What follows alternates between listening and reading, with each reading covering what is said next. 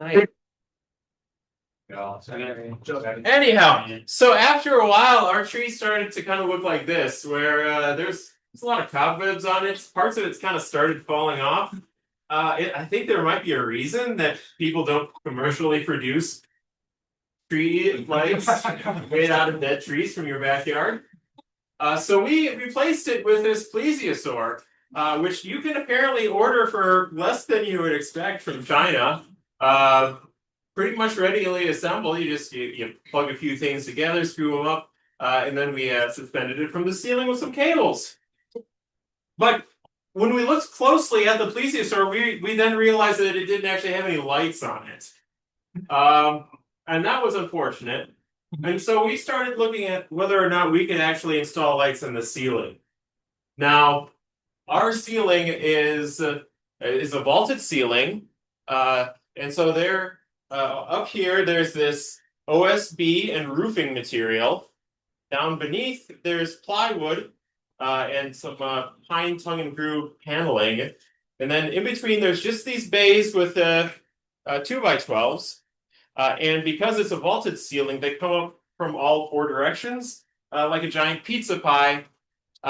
And you can't jump any cables from any one of these slices of the pizza pie to another slice. You have to kind of go around the ring and go up. And it did not look very promising.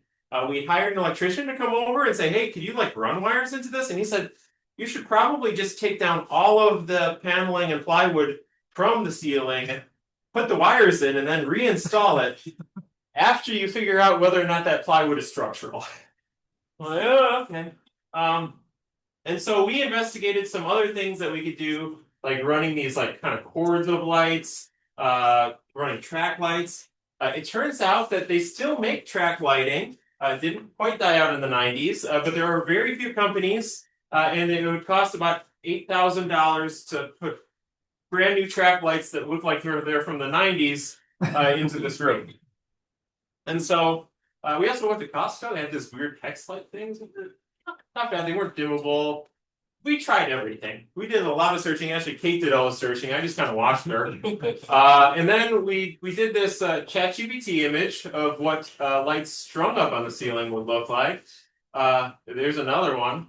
This is my favorite track lighting system that ChatGPT made. It just makes. And this was oops all chords one. So we wanted, and this is one that I made where it's just like a ring of lights that's kind of suspended. Anyhow, we ordered a lot of different stuff online to try to figure out if we could make it work with our ceiling and with what kind of specifications we wanted it to have.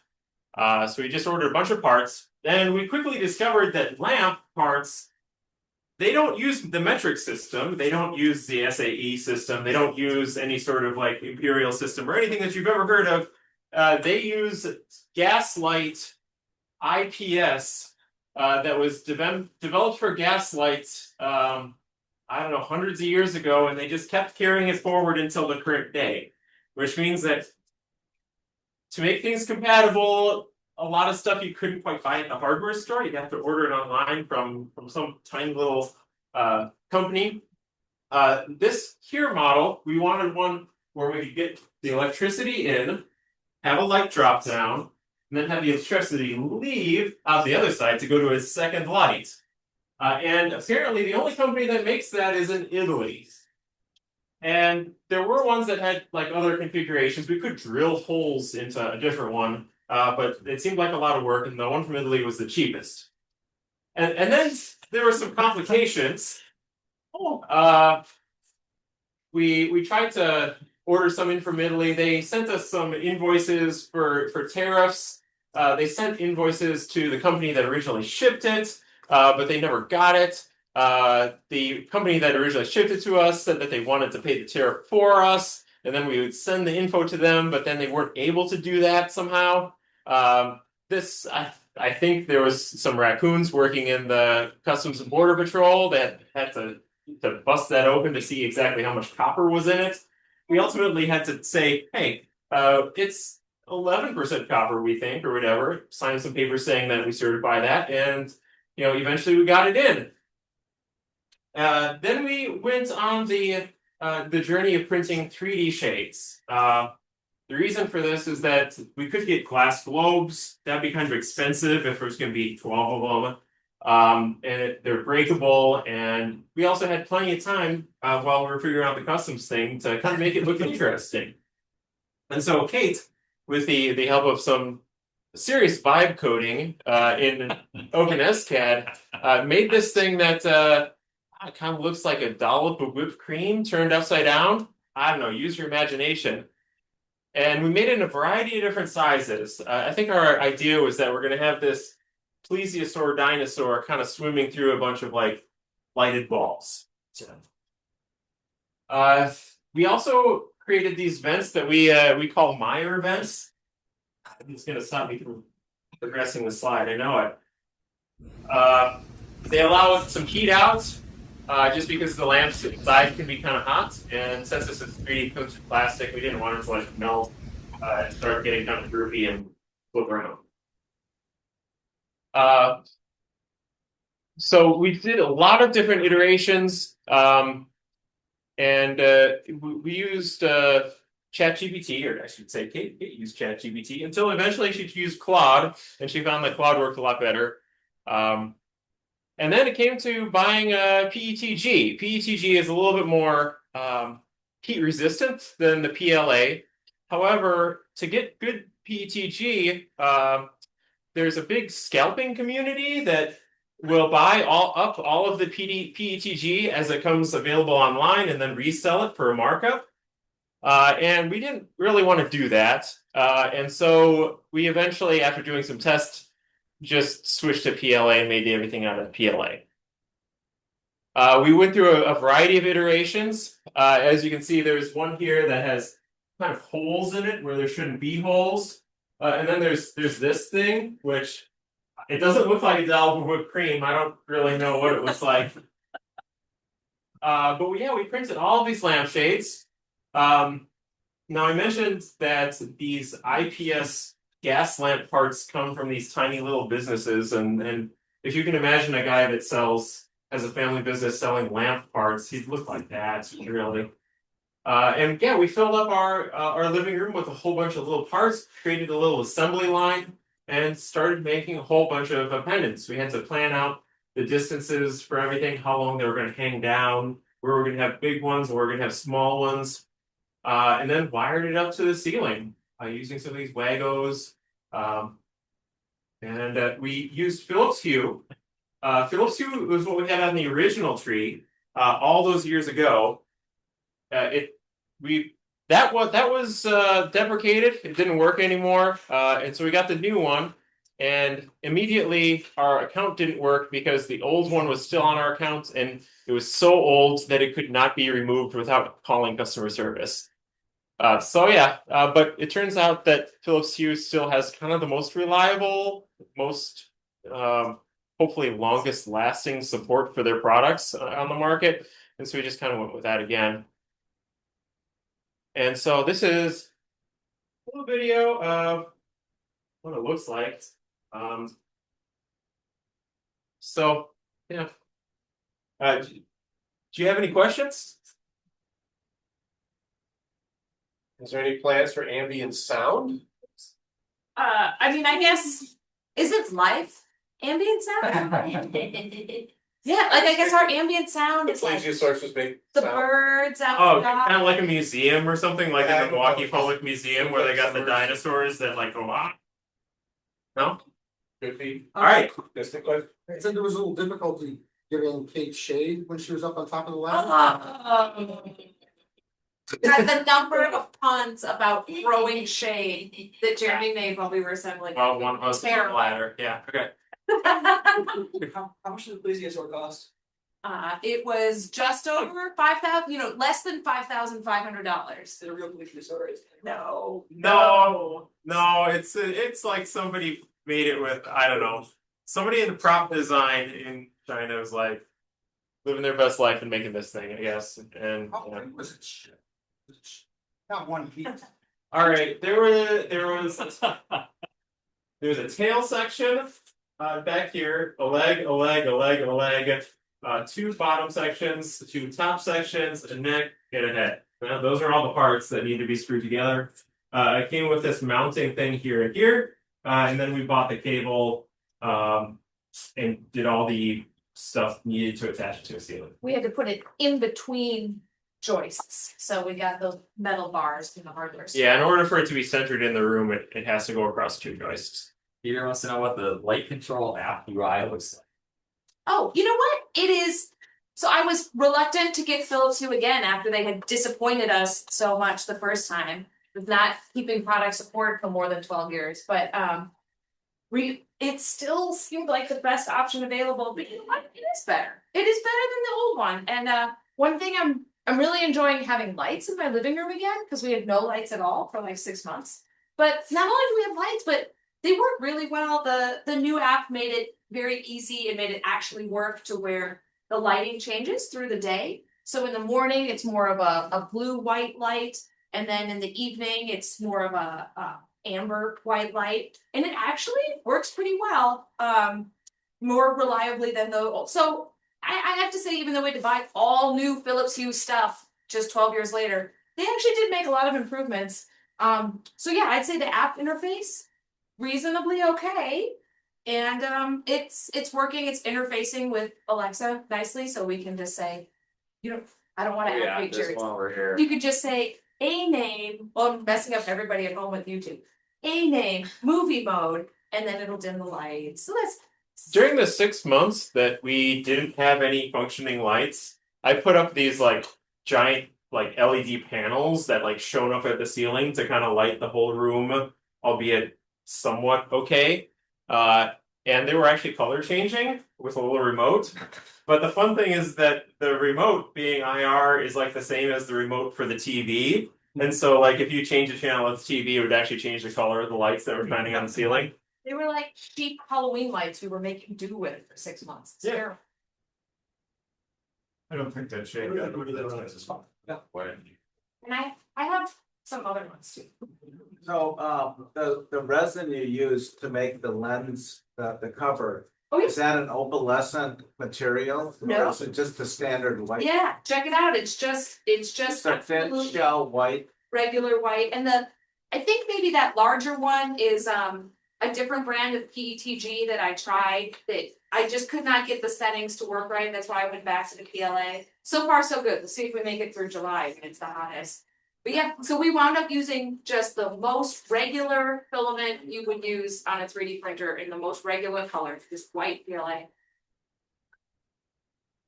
How much filament does each of us take? I can get about 4 shades out of 1 roll. Well, At least one day, like the problems at the bottom where like there's a little press at the bottom, so it like doesn't even matter. That's something that still happen. I think it's yeah. I think it's I changed how the algorithm works so that it's a genuine 2mm thickness everywhere except the very, very tip. I didn't want to have support, so I had to do a little. It's just the very tip that deviates from that being 2mm thick, but most of it, because light was going to be shining through it, I really wanted that consistent thickness everywhere. And with a lot of persuading, Claude was able to help make that happen. At first, it wanted to just each ring that made up you can imagine a ring would be kind of star shaped. It wanted to just take that star shape and then take that same shape and make it 2mm smaller. But that, as you know, like especially when you've got this like acute angle geometry, would not actually result in a 2mm thickness. But I found a library we could use that would let us do an offset of that 2-dimensional shape to make it pretty darn genuinely 2mm thick, just about everywhere. And so I think it's giving like a nice, consistent, glowing ball when you're there. You have to do a lot of like post like mess with the thing after it was printed, or is it just basically right off the plate and it's ready? Yeah, I have only needed a small amount of support. And I might not have even completely needed it, but I only did support for the first part of the Meyer vents. But I'm not sure Jeremy clarified that we're calling them Meyer vents because it was Chris's idea. I don't know. So I only needed a little bit of support, so that did have to be kind of torn off with pliers, but other than that, they just came off the printer ready to go. It was good, because we needed 17 of them we used, and then, I think we had like, I don't know, 8 that we printed before we were satisfied with it. We did that, I've got that algorithm to a place now, where, we did 4 sizes. The last 2 sizes, I put in my dimensions I wanted. First print was good for both of the last 2 sizes, so. Maybe, I mean, I'm never gonna need this algorithm again, but I guess I got it working really well now. Well, you wanna say that, cause you know, if one of those breaks, you will make it up, like, yeah. That's true. How many is the other available? Complete printing failures? Yeah. I don't think any. Yeah, Gaps. right, yeah, which, because the printers here are so reliable.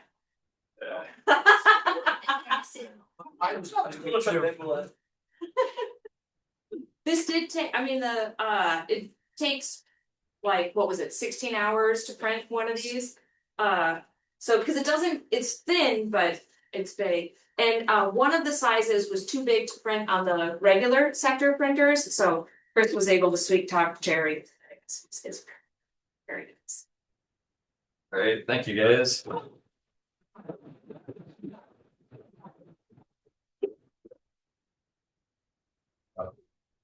It's not Chrome, so. Okay.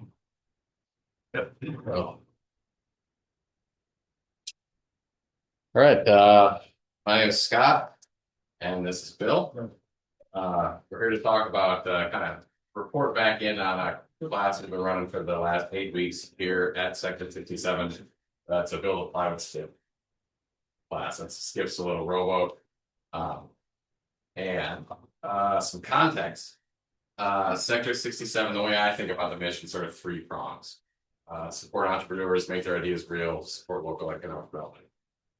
Obvious, get access to cool tools they wouldn't have in their home workshops, and youth education. And so this class is kind of a two prongs of that mission. You know, some people will find this place and they'll come in and be like, oh yeah, this is my place. I know how to operate here. I'm a citizen.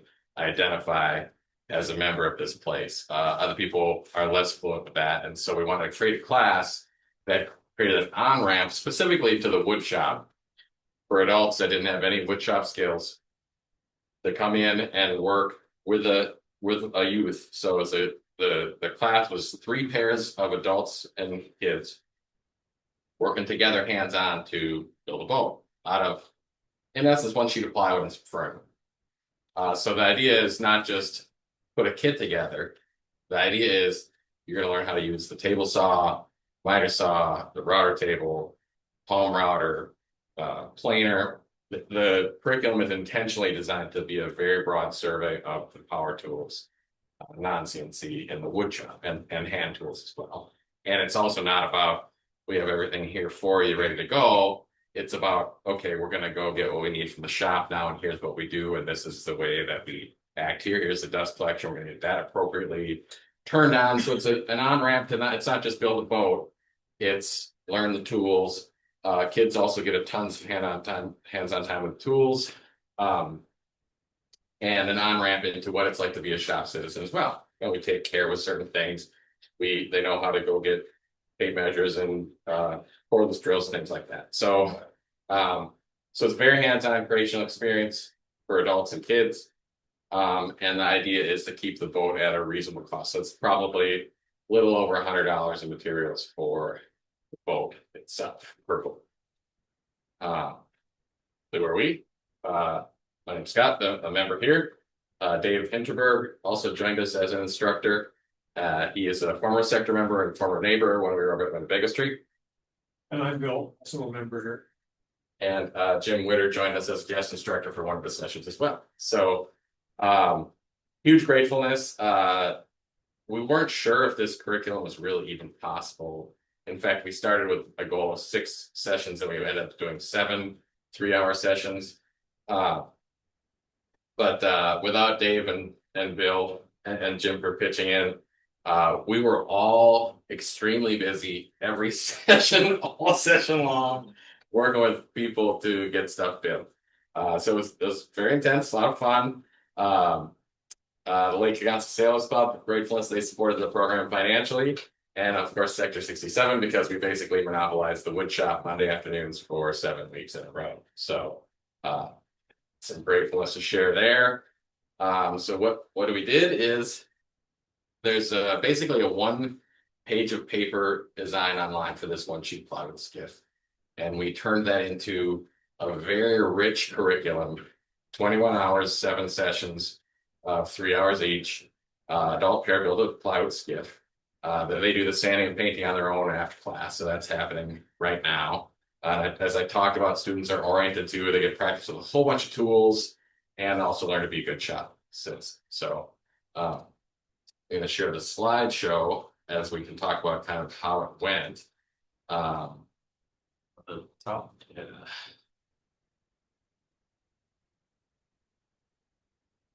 So just see some pictures of this as we go. I think some of these the resolution picks up as we get through, but just give you a sense for the class and how we work through it. And there's a couple short videos in there, but how did it go? It went, I think, very well. We have 3 floatable boats. Everybody has all their fingers and eyeballs at the end of the class. I think people learned and got a lot out of it.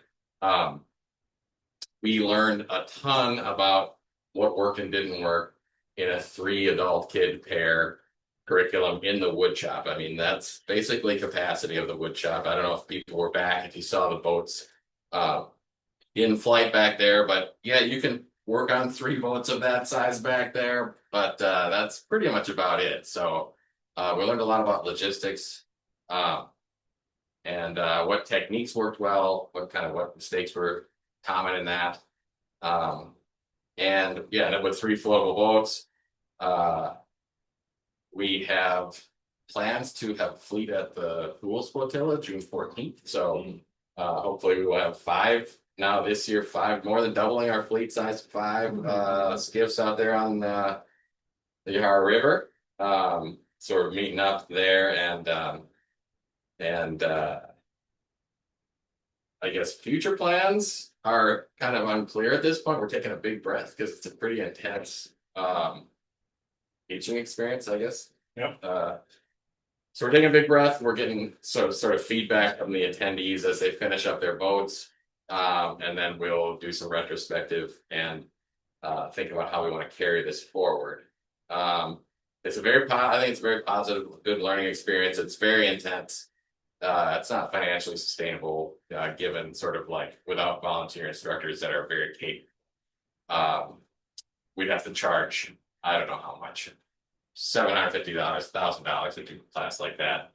That's not what we want to charge people necessarily. So Bill and Dave and I and Jim graciously have volunteered time to do that. That's obviously not a long-term sustainable model necessarily for the class. So we're thinking about what we can do in terms of sort of financial sustainability for the class if we do some grant writing or if we do that. Bill and I are investigating an add-on class to this. You want to talk about that a little bit? Sure. So these were built, it's not obvious that they are rowboats. Generally, they'll fit a smaller adult with a child quite well, but they are just rowboats. And that, for me, that just doesn't work. It's can't move them with the wind. So when Scott and I and then another member of the hackerspace who isn't here are looking at coming up with a sailing rig that we can add on to this and put those together. We'll do a practice run and kind of what we want to see is of the people who have built it. And what I wanted to add that I think we also saw from this, we had enough people, we had enough adults, we had enough children, we have enough combinations that we found some of the adults were at least familiar with woodworking. They were very comfortable with a saw and with a router. And we had the other extreme. One of the parents was visibly a little bit uncomfortable. And I think a lot of the time we mentioned that we made a point of, okay, at the end of this, do we all still have 10 fingers and 2 eyes? And I think there were some people who were just a tiny bit uncertain about that, of what could happen, which was good because they were paying attention. They knew of the risk in it. But we want to sort of see, after we get the feedback Scott mentioned, what was their perspective on the experience and the building of it, and then find out, were there enough of them that had enough enjoyment and learning from it that they wanted to do something more with? Which we'll do by, I'll just turn it into a sailboat and see what we can do from there. So we can continue to go through the slides while we answer any questions or things like And that. specifically, this is one of the people that was quite comfortable. It was kind of, I worked with her for, I think, one of the sessions, and it was just stand back out of her way, just keep an eye on her and help her. She was comfortable doing it.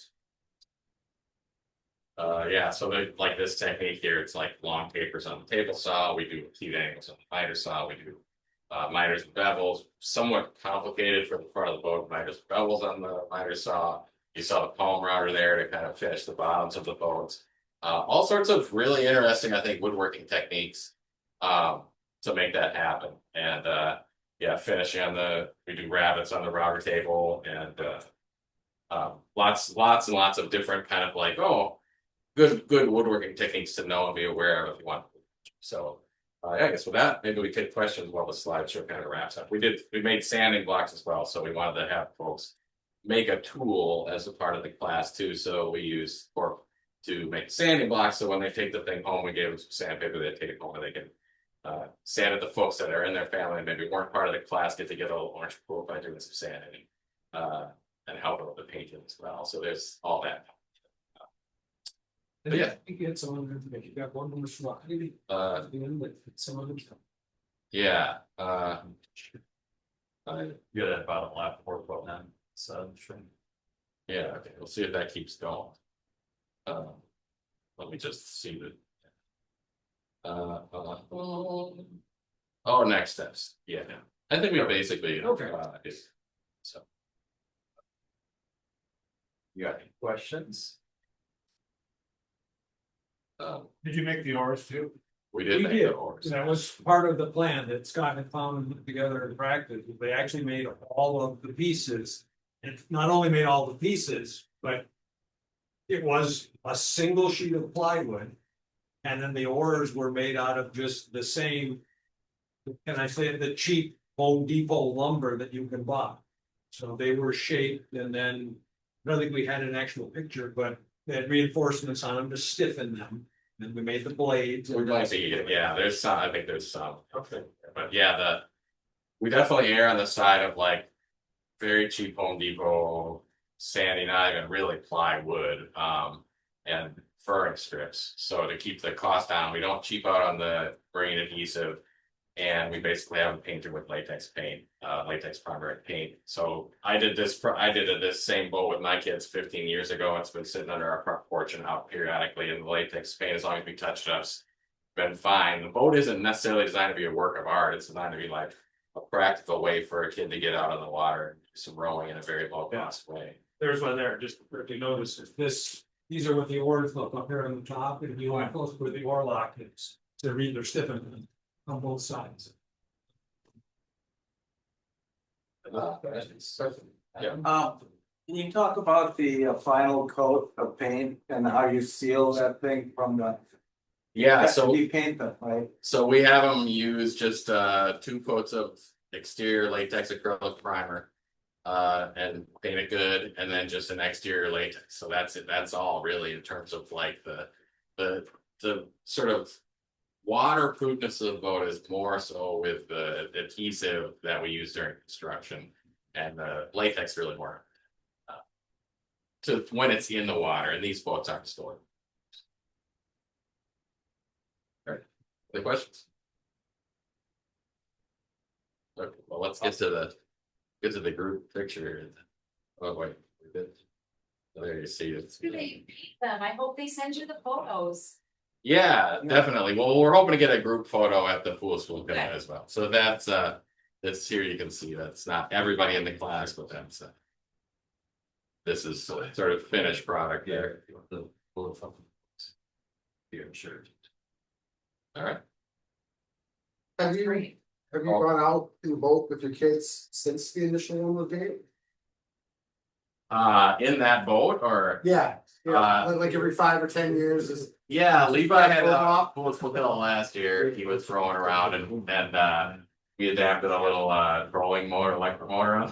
I think so he was having some fun with that. I'm taking it out this year at the Sports Hill, so you know, so that's been it basically as them as like full size human beings. Yeah, I want like a time lapse of like the little kid and the dad and the boat. Yeah, we don't have that. So We don't have the intermediate years got a little busy, so we don't.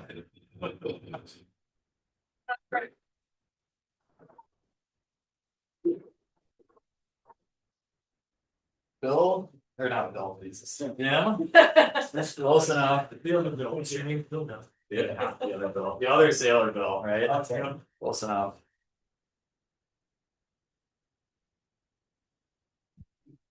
Jim is not quite as well prepared, so No, I'm gonna. This was, I was out sailing today. Pictures of. And the point of this presentation is the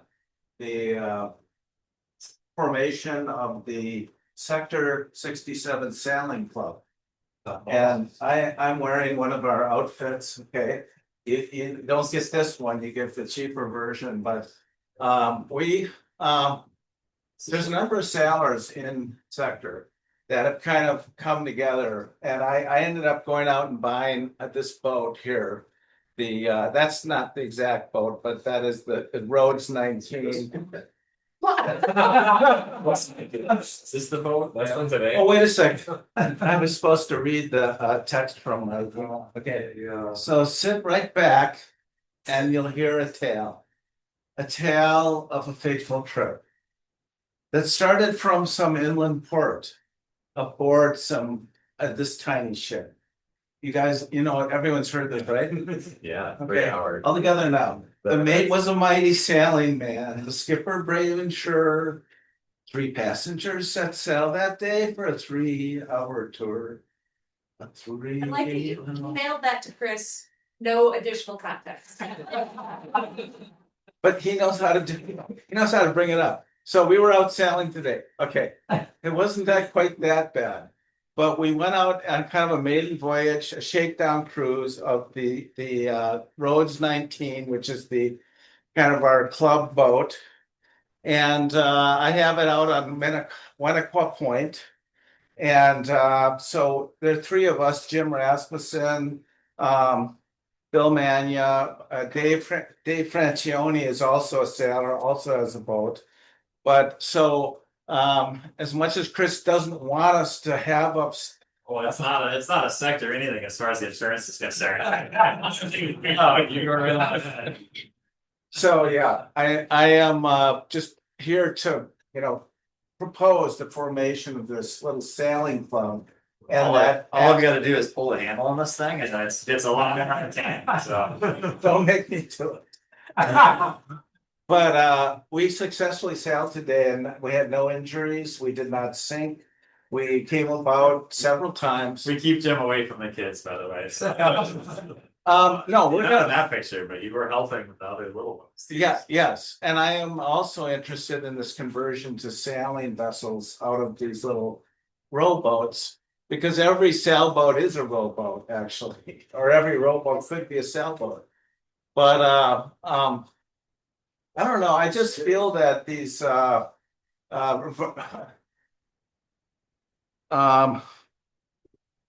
groups forming around craft and trade are really kind of meaningful and genuine. And people learn skills. They learn the names of boats. Boat parts. Bill Mania has the dictionary on all boat parts and can easily give us that. But in the end, it's just that it's been a wonderful experience to go. I brought the boat here up to Madison. We put it on the water. They helped me launch it. And I'm encouraging anyone else who has any interest in sailing or learning to sail that we might have like a weekly schedule where you could sign up and you could be introduced to sailing. And we would make sure that you're, have a shoreline. So click that. Sorry. Shore training, to kind of know around the parts of the boat, what they're called. Why a rope can be called, I don't know, 4 different names or maybe 5 on a boat. Okay, and there's a reason, because when you say grab that rope, there's 5 ropes, okay? And each one does different things. So one is really important, the main sheet, that's the sheet that kind of. But that really is my presentation, and I apologize, I didn't put together any more slides. Jim Rasmussen was in charge of the video of our trip. He's gone. Which means you got Jim's So anyway, any questions about that idea? Anyone? Yes. Is it the Memorial Union or is it coming out somewhere? Oh, no, this is, so Hoofers is the University of Wisconsin equivalent of a cooperative sailing club. You have a fee. Right now it's just gonna be without any fee. I mean, if we have a boat, it's on the water. And if people want to go out, it's big enough to take 3 to 4 people out. And just want to share that with the rest of the sector. You've done your bidding. You bought Adrian enough time. Thanks. So that was. Thank you.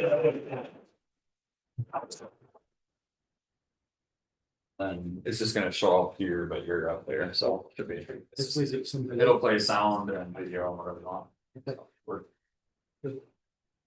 Well, my name is Adrian. I want to share with you the process of the aerial art I was working for the Mallards Stadium.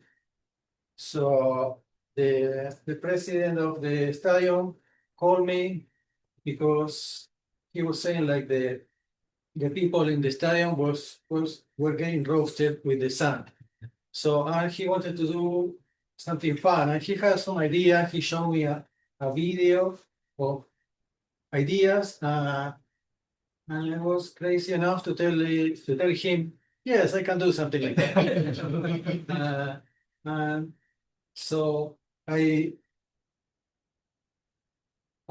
told him like, okay, we can do some triangular things to cover some parts, not all. But immediately he told me, no, I want all to cover as much as people as I can. So I gave him like an idea of the small part of how it was going to be my process, because he told me, what are you going to do? How are you going to approach this? So I divided in different stages, just to make he was making sure that I was going to be able to do it. It's like, how are I going to approach? And I was telling him like I was feeling comfortable with the unknown, because there is no like a road map that you can follow. And it's something that I kind of used to work with, something that you don't know how we're going to do it, and there is no manual or place where you can go and read how to do it. So first I show him different ideas. This is kind of my process of showing him concepts. Then we were talking about different ways to solve this problem. And here you can see panels, the big strings of panels. And I wanted to go that way, but once I was thinking about the wind, on all the laws of the wind, how the wind can go from underneath and blow everything. I wasn't feeling comfortable with this kind of load of wind, which was going to be like a sail. And the numbers, we were working with an engineer, were going to be too high. So we went with this concept.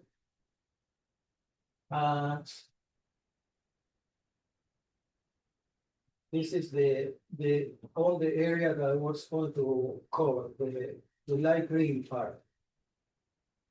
And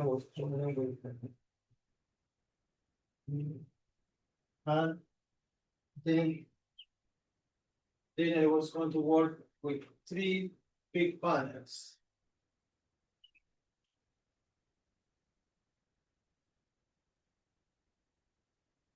And then was the problem was what, how are we going to do it? Then I asked Chris, I need to do this. I don't know much about the material because I'm an industrial designer, but I never worked with fabric, so it was a new thing that I needed to learn. And first, before to go to ChatGPT, I went to Chris. And Chris told me, Not necessarily a good strategy. and then Chris told me, go with Jim. And I went with Jim because he has some experience with this kind of fabric that people use. And great. And I was talking with Jim, and I was seeing like, oh, this is a ripstop fabric. They have been using balloons. But I told him like, I don't like to buy new plastic because I try to avoid to work with plastic, and this was a huge, a very big piece. So I spent a lot of time trying to figure out how to not buy new material. So and we went and we found the retired balloons to cut them. So I went ahead, I got a retired balloon from this company. And I went to the stadium, and the guy that sold me gave me the balloon. He cut the balloon in half, so to make sure that I was not going to use it.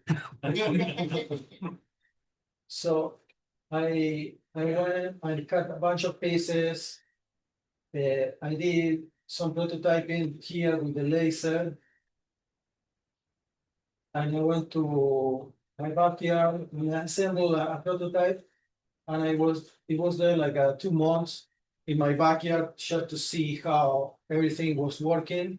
And I tried different kind of glues, how to attach it. I was exposed to snow, rain, wind, sun, and I was making some conclusions about it. And then because I didn't have enough time to do all the research about glues, and we talking with Jim, he gave me a very good idea of going with the staplers. Because they are fast to put and they are not going to fail if they work. So for 1 month, for 2 months, I was trying them, pulling them, trying the wind, and none of them fall back. So I take the risk and I went with that idea. And then because I didn't want to buy new material, and when I started to reuse the balloon, and I was measuring all the time that was going to take to take the material, to cut with the laser, and I went to different companies, try to find some help so people can do it for me, because I am in my company is only me. When I did all the numbers, the amount of time that was going to take me was 3 years, maybe. I know, too much. So then Shane helped me to find some material, and the president of the stadium and we were all searching for material. So we find some seconds. This is kind of a new material, but nobody wanted. So, and I went ahead just to make able to meet the deadline that in May it needed to be to have some shade, the people. So, and in this way, I save a lot of time, but I wasn't able to choose the colors that I wanted. So I chose some like brown, like I'm never going to choose brown to make something fun. But these are the color that I had. So the brown is the military color. Yeah. So I needed to work with that. So, but then I found some ways, and because it's the Mallards Stadium, we were trying to find a pattern that we can reuse here, and trying to put the mallards in the pattern, and I like how the design worked, where it was going. And then I started to, after the prototype, I started to make the panels. I find some notes, I find some material, I found some people that was going to cut it for me. And at the time, I only had one helper. So, and I measured how long it was going to take to make one panel. And immediately I called all my soccer friends from the team and my son, the kids, making like a work party to be able to meet the deadline. So a lot of people were helping me. We were making turns. I was putting music for them. And we were able to finish a lot of panels. And now here you can see the panels are in this way. And this guy is showing now the panel. So that's showing the zip ties. In order to make the designs, I was using the grid of the net.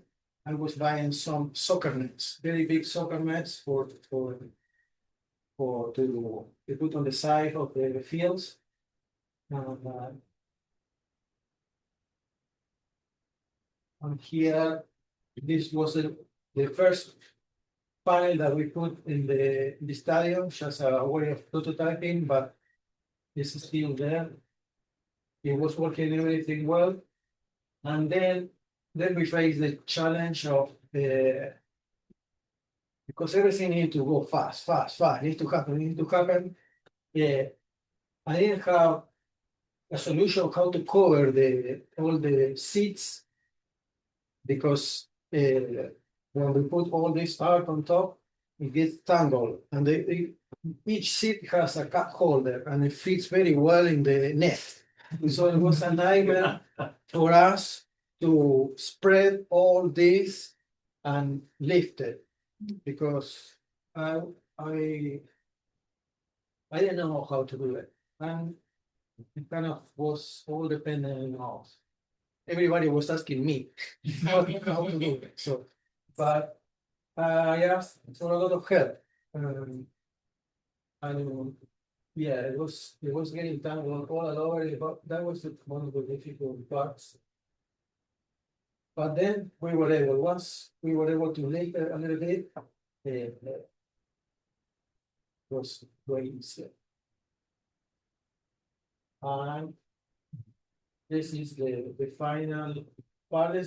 One of the three big panels that I was able to lift, and now they are working there. But because this is fun with the movement, I would like to share some video.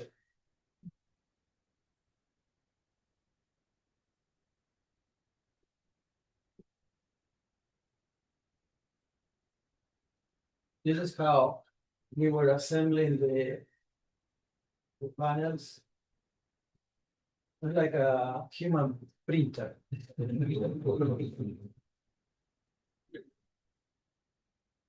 And we were able to do 2 panels a day. It was like very slow. And we did like 40 panels. And this was the easy part with tables, but still very time consuming.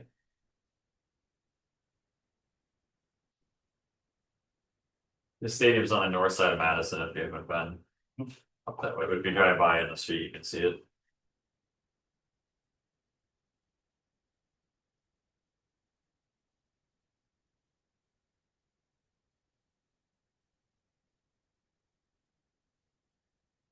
Yeah, I happened to drive by it a couple days ago, just by accident, and I had seen this.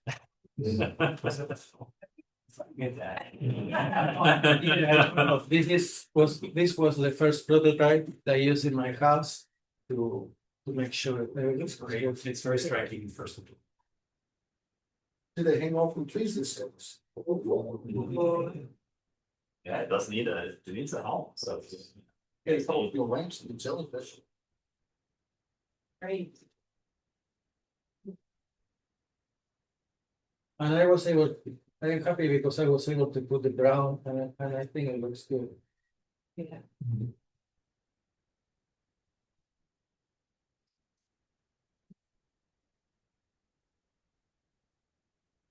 Well, it doesn't show the. Yeah, it's got a, it's optimized for video, but it's just like a tough time. Sorry, this is supposed to be your pitch for selling tickets, you know, you got your referral code, go buy a ticket, you can see the person. Yeah, but now this is more interesting than the sport. Like, yes, you don't want to watch baseball. This is man. Oh, look at Mike. At night we were trying. And it's crazy. Wow. It works way better than I expected. It's a very good experience. Did they have any questions?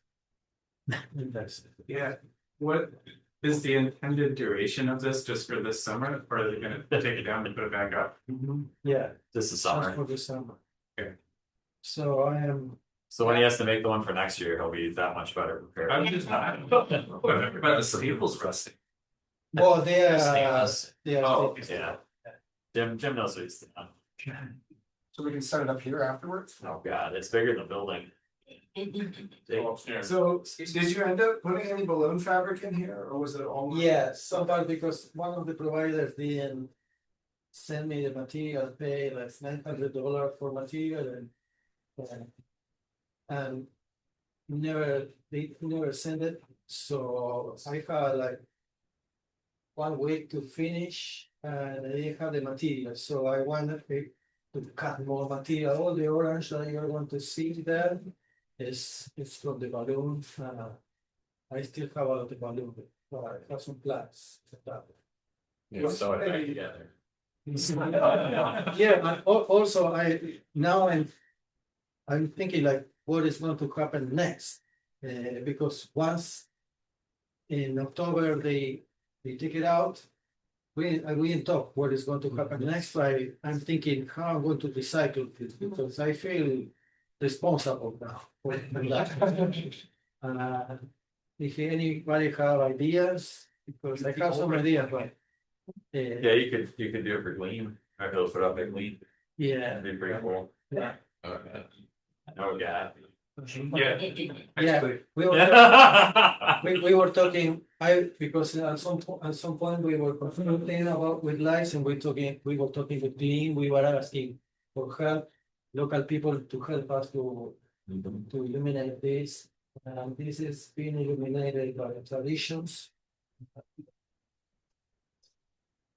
But yeah, I open for ideas how to recycle it. I have some stuff. Oh, hey, when you're done with it at the stadium, you could put it like over, Fête Marquette, the midway, as a shading device. So there's another opportunity for a public display of this. A lot of these repurpose around Madison festivals. A lot of festivals could use shade. Yeah, I think everything started there because there is a festival that it was called Yum Yum. And I did some balloons. Shade with balloons and because I did that, he was thinking of me to do this. And I think it will work very well in festivals. And because they are panels, you can split in different parts. It's not a big thing. How is the permitting specifically regarding like the plane retardants or anything It's like owned that? by the city, so the city gets all responsibility. Oh, it's owned by Yeah. the Which is stadium. yes, Stadiums? it's a weird Yeah. mess. It's managed by the Mallards, it's managed by Top Productions, and then it's owned by the city. Big Top. There are a lot of ways to go for free then. Alright, last question. So you had, I assume you had supports everywhere you needed them already? No. Okay, so you also put No. up supports. We used some columns that they were there. Yeah. And we put new ones. We put steel cable. And I was hanging the art on the steel cable, the 1/2 inch steel cable, very heavy and long. So it falls down to the city's fault. It was put by professional, but I didn't put any cable, it's like I just was I just come with the cable. Thank you, Adrian. Yeah, yeah.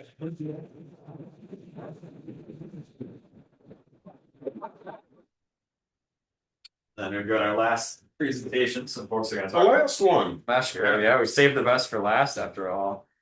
My name's Nicholas, call signs KB9SKW. Everyone hear me? Raise your hand if you can hear me. That means everyone should raise their hand. Two more people. Chris? You guys have a website you want to pull up? Everything. It's fine. Chris, introduce yourself. Or Dustin. Sure, I'm Dustin Westerby, electrical engineer who works in Sun Prairie. We've been working on this MeshCore project in Madison here. I'm Chris, I'm a software engineer, and yeah, we've been working on building a citywide, actually bigger than the city, the Madison greater area, off-grid, on-grid mesh network communication center. So we're going to talk about two things. First thing I'm going to just lightly touch on is ARRL Field Day. So anyone here a licensed ham radio operator? Anyone? Whether they want to out themselves is the question. I know there's an X50 out there. We'll talk about that. ARL Field Day is our big open house. It's the last full weekend in June. So this particular time it is the 27th. So we're coming up in a couple of weeks.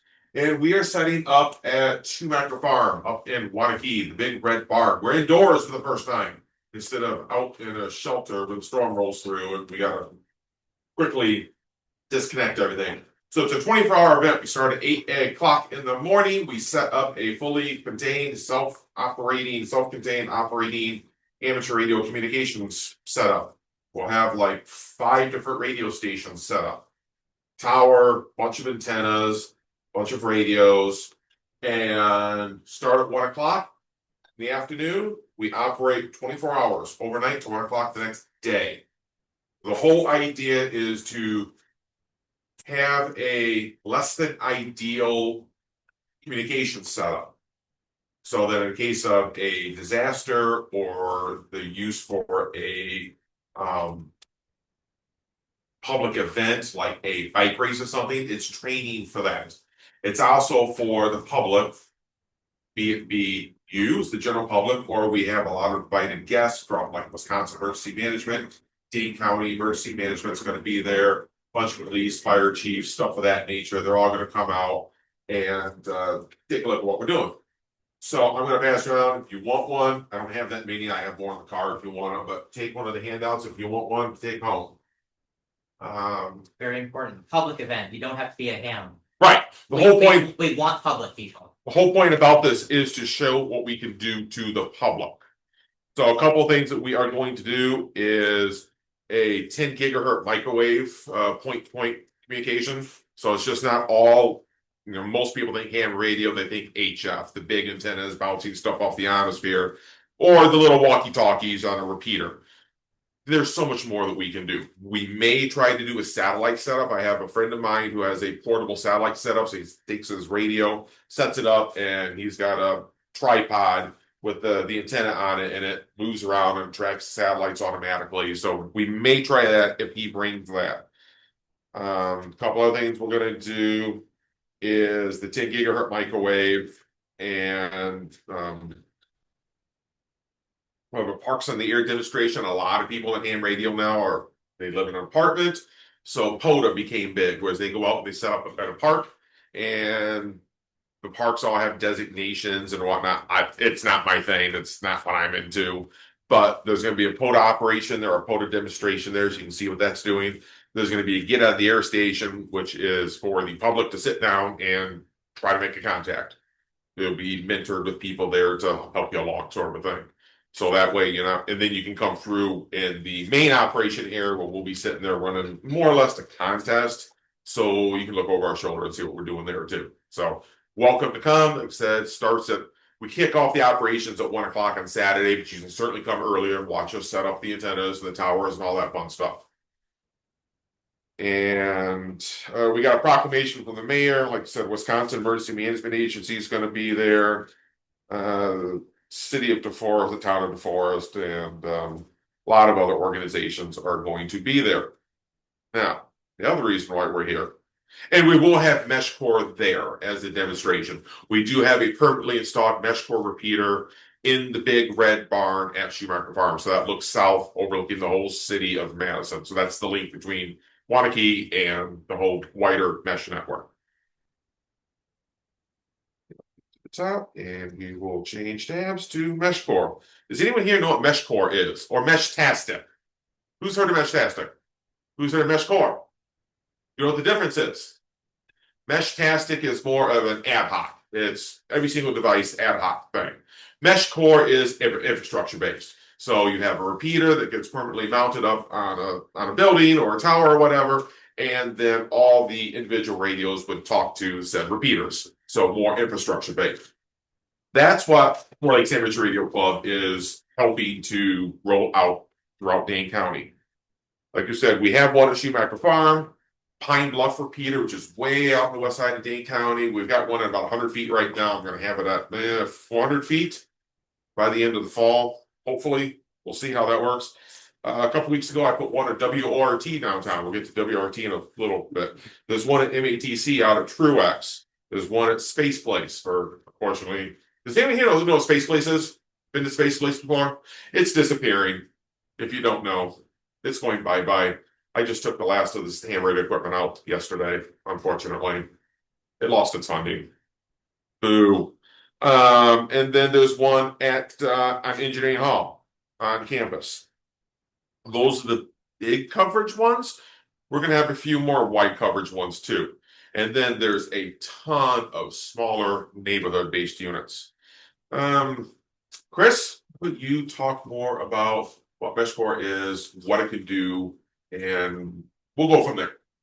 All right, so MeshCore and Meshtastic, these are multiple types of protocols that are used on these little tiny radios, and they create a radio network that anybody can use. It's unlicensed, unlike the ham and GMRS and some of the other stuff. So anybody from the public can use these. And the great thing is they use an unlicensed spectrum, 900 megahertz range. So they go really far. If they have line of sight, we get them like anywhere from like 20 to 40 kilometers. We can actually get signals from the Pine Bluff repeater, which is what Nicholas is holding right there. Well, okay, I'm going to pass one of these around. Be very careful. Do not hold it by the antenna. It's not made to be held by the antenna, and it does not open all the way either, but you can look inside of it so you can see the RF board and the microcontroller that's in there. So we can pass this around, and we'll pass around one of the companions too. Just a little handheld radio.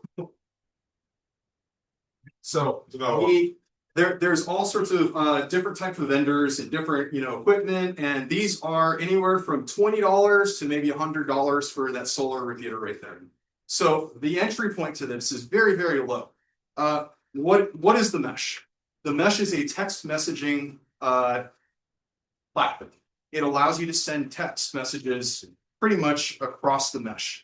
We chose MeshCore because MeshCore allows us to put up intentional repeaters, either like really high up or fill in neighborhoods, put them up on gutters, put them up as mentioned at these various locations. And MeshCore is intelligent enough to be able to propagate messages out and reach the whole mesh. It's really great for citywide communication, big events, locations where you might have like hills and mountains, and you can put something at the top of a hill. Somebody can walk around with something in their backpack or their pocket. And the great thing about it is that there's all these options for sending messages. You don't have to be looking at the radio. You don't have to be listening to it. You can just kind of walk around. It has options for store and forward, where you can basically say, create a crisis center where, messages and check-ins can happen. And so the really great thing that we're doing with this is we're putting up all this infrastructure right now, have been for a few months now, across Madison, Pine Bluff. We have stuff in all the way up Cottage Grove. We have stuff all the way down Stoughton, stuff up in Waunakee. And what this is doing is this is creating a reliable infrastructure where you can literally send these messages, and it doesn't require cell phone, internet. It doesn't require grid power. These things can run for multiple days on a single 300 or 3,000 milliamp hour battery. And a lot of them are solar powered. So what this is doing is this is giving us the ability to not just send messages and say, hey, how's it going? Hey, hello, everybody. Good morning. It allows us to do weather updates when we had some of the tornado or some of the hail stuff. People were communicating, letting people know, hey, we're here or it's over here. And what we found is this is a great way to augment existing communications. So a lot of times, like if you're not aware, during emergencies, during weather events, everything from tornadoes to flood watches or whatever, a lot of the ham people, a lot of the different community members come together and they start communicating and they're hey, we see this, we have eyes on it, or here's what's happening.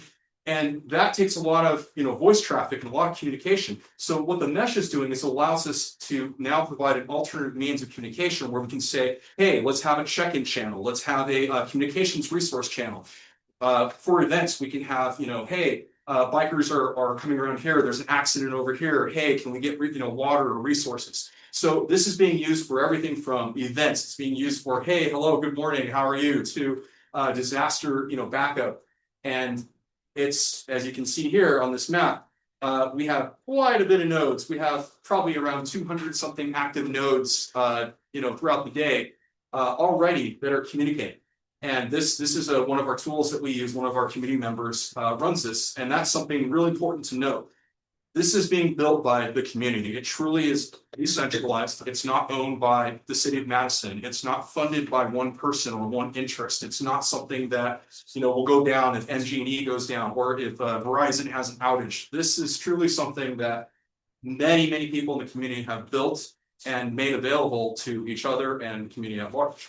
So this map here represents that effort, and as you can see, the communications are going through. There's the various colors represent different types of messages, from text messages, alerts or whatever, or little communications, information like it's the radios basically saying, hey, I'm here, and that lets you know you can communicate. Something to know about this is that this also provides an encrypted communications platform, so you can send messages end to end. If you're wanting to send messages to family, friends, or community members, you can have your own private channels. You can have your own location that you can have off grid and talk. This is something that you can pick up and just walk to a campsite, a convention. You can do this in an airport. You can do this at a sports stadium. And this is something that is really versatile, really flexible. It doesn't have to be something that just goes up on a tower at 200 feet or whatever. It can just be something thrown in your backpack, and 4 or 5 you walk around at the Ren Fair, and boom, you can communicate. The cell phone is spotty or doesn't work. Hey, this will work easily a mile or so, and walking around without competing with all the other cell phones and stuff like that. It's a great way to communicate. So yeah, that's kind of what we got and what it is. Any questions? Yes, so I have it set and my brother has it set, so we can directly talk back and forth between two sets, or a broad? Yes, so it is a mesh. So we mentioned 2 different ones. There's Meshtastic, which is more of a kind of traditional mesh where you have nodes that just simply relay off of each other. And then MeshCore is where the nodes relay intentionally off of specific repeaters. So we've set those repeaters up for MeshCore across the city. And we also, there's a lot of community members have Meshtastic. So you can choose which one works best for your use case. Like if you're going out camping, use Meshtastic because you don't need any infrastructure or anything like that. But if you're going to be in a city, or you want to, have a larger event, or you have a farm or a major, big area you want to cover, you have options. So yeah, and the great thing is that if you are separated by miles or whatever, you can relay through other people. Yes. Would that be something good for like someone stranded or yes, I'm glad you brought that up. So one of the things, first class citizen is sensors on these radios. So a lot of these radios have GPS, temperature, light sensors. They have tons of pins. If you're familiar with the Raspberry Pi, they have interfaces that are semi-compatible with those pins. So you can control robots, actuators, and stuff like that. So like this one right here and several ones that are being passed around, they actually have GPS in them, and you can set them to do periodic location updates. So that comes at the cost of battery. But if you're on a hike, you can set that to broadcast every like half hour or so. And if somebody gets lost or isn't responding, you've got their last known location. And as long as they're in radio range or can hit a relay or something like that, which can be easily hundreds of feet to a couple miles, depending on what the terrain looks like. Yeah, you could totally locate them. Thanks. Other questions? Yes. How much data can you put through and like how do you handle like misbehaving nodes that are trying to use too much? Great. So this is 900 megahertz. It's only a few kilobits per second. It's very, very respectful towards the airtime because this shares with everything from a garage door opener to Zigbee, the Q bulbs, you know, anything like that. So it's really great for text. It's really terrible for everything else. So as far as abuse is concerned, there are issues where some people will spam or put bots on there or things will kind of go out of control and will just broadcast, you know, hello, or you know, stuff like that. So there are controls in place. Mostly the community is self-policing. Milwaukee had an issue where there was a bot that was spamming and people came together and said, okay, we don't like this, so we're going to shut down, you know, to known, you know, good, you know, citizens, so to speak. And so that kind of shuts out the communication. You got to remember that this is decentralized. So that means there's literally no moderation. There's no administrator. You're not going to call Verizon and say, hey, I'm getting a bunch of text messages. How do I stop this? You know, there are tools to help you control that, control spam, stuff like that. But it is kind of the Wild West in ways. Other questions? Yes. So for someone who's completely uninitiated but wants to get into this, what's a resource that you'd send them to? So the website that we showed, the w9jz.org, we have some links on there to get to some of our community resources. There's several discords. One of them is called Meshconstant, and it covers has regional chats for pretty much all over Wisconsin. There's a lot of links for there's a lot of do-it-yourself type stuff where you can, you know, this is a 3D printed case and it has a little board inside of it. You can buy, you know, kind of ready to go stuff. One of the ones that I handed around is a all-in-one little e-ink unit that, you know, exists. There's several things like that. And, you know, the cost entry is like $20 and you get like 2 little boards and a couple batteries and an antenna and you're good to go. So getting in is pretty easy. You'll find that you'll end up with, you know, 3 or 4 of them. And as you play around and kind of, you know, figure out what you want to do with them. Probably the easiest way to get a hold of us is to find us on the Discord, rflab.io. You hit that, you'll find us. Very friendly in there. Very friendly. Yeah, there's a few Discords, so just get into one of them and yeah. Time for 2 more questions. So it looks like we got 2 more questions. So perfect. Yes. Okay, so I think of hand radio, I think of like the trucker radios, the big like boxes. Is Yeah. like the same type of thing, or is this different? This is very different. Those such things like CVs, ham, and whatnot. Those are voice, and they're transmitted at a much higher wattage. These are very low watt.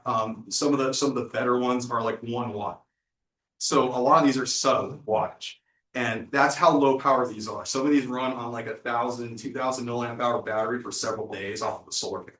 So this is a little different. It's a text network for the kiddos rather than a voice network for old. Yeah, you're not sending voice over this. You know, there's no breaker. Was there another question? Yeah, on the mesh mapper map. Yeah.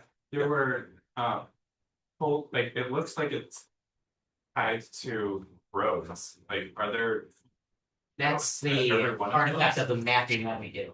So we war drive, so we map the network, and it's mostly driving down the road and it does a bidirectional, sends out a ping, the repeaters return a ping as to what repeaters that it's heard. So if I click on a repeater like this particular one, which is the one that's at UW, so 17 stories up Engineering Hall, those are all the grid squares that it's gotten a return from. So does it know what grid square it is? Person actually goes there. So you're war driving, you have a radio as you drive around, it sends it out ping every 30 seconds and gets a return, and it maps the network that way. So like the Pine Bluff repeater, that one's 45 kilometers of range up to, I mean, I'm sure it goes more, it's just a matter of getting just one to map further away.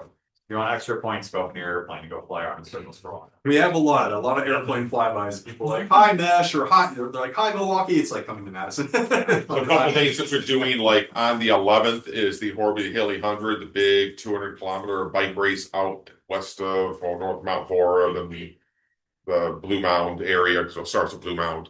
We're gonna have 6 mesh repeaters. There's 1, 2, 4 of them already installed out there. I guess we're gonna have more than 6, probably 8, because we're gonna put a few temporary ones up. So was the ham radio community will be using voice communications. We're going to, for the first time, try the mesh communications. Which the advantage of that is we can give it to people on our hams. And they can put the app on their phone, connect to the companion, and they have some sort of communication. Because Interest of time, I'm gonna cut you guys off. Okay. But I'm actually gonna stick around. Yep. So they're gonna be over here somewhere. You come harass them. They'll be easy to find. I'll have all the antennas. So. And then yeah, that's all we got for presentations. So thank you guys. And we go around. You can say who you are, what you're interested in, why you're here, whatever else. Go ahead. Jacob, I mainly fix the airline here. Ridiculously old cars and stuff like that.